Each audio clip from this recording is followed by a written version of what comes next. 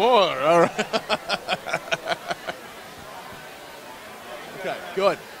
All right, it's blindfolds and bivals with Bowmore Distillery from Scotland, and we're here with Camper English, my good friend, who's a fellow journalist with Academics, and man, you're doing some great stuff with Scotch whiskey today, right? Yep, we're talking about whiskey and water today. Whiskey and water. We were going to ask you to perform a miracle and turn water into whiskey, Totally. and we thought about that, right? Yeah, I've tried, but it hasn't worked out yet. Maybe by the end of the week. Check. You think it tells the cocktail of any place we could perform a miracle, couldn't we? I believe miracles can happen here in New Orleans. But we have the Bowmore 12-year-old, and you're showing us what happens with water and whiskey. And what happens? Exactly. Well, dilution is not just a simple matter of diluting with water.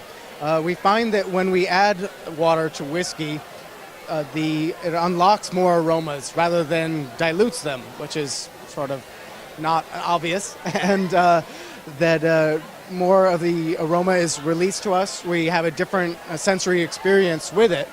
And Bowmore has done a lot of education around that over the past year and has built some cool special water droppers to add to our whiskey. I like how this works. It kind of turns down and the water comes out. Show us what it's all about. Sure. We just give our tilter one side as a small stream for drops, and the other side give us a little bit more whiskey. We can just tilt it over our glass and add as many drops as we want to our whiskey. What's that water going to do? Well, we'll find that when we add, say 10 drops or so to about an ounce pour, that our whiskey the aroma is going to change our perception of it. So before we may have found sort of creamy, toffee notes being more prevalent. When we add the water, it opens up some of the lighter notes, and perhaps some of the citrus notes will make themselves more known at that level. And then if we add even more water, we can find the whiskey can change a little bit texturally in the mouth, perhaps bringing out a little bit more creaminess to the whiskey.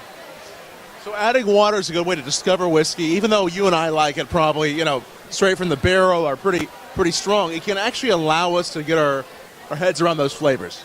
Exactly. It's a great way to pick out aromas we may not have noticed at first by diluting a little bit, seeing what pops out, and might discover some things that we didn't know were there.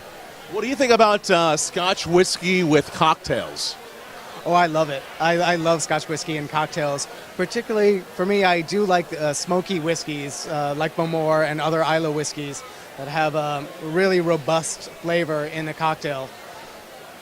I saw there was a man that was wearing a kilt that came in the door that actually brought this jug of water all the way from Scotland. So this is the actual water from Scotland that was brought to us all the way to New Orleans. Amazing. Yeah, sure it was. Am I right or no? No, you're not right. Sorry. This is filtered water, which is great for diluting whiskey. We don't want anything necessarily to have too strong of a mineral presence, because that's going to change again what the whiskey might taste, how it might taste. But yeah, just a regular old bottled water is good enough, whether it's from Scotland or just down the street. I just want to see what you'd say. I'm playing with you. All right. That was fun. No. Cheers, and thanks for the tasting, man. Cheers. Enjoy. Yeah.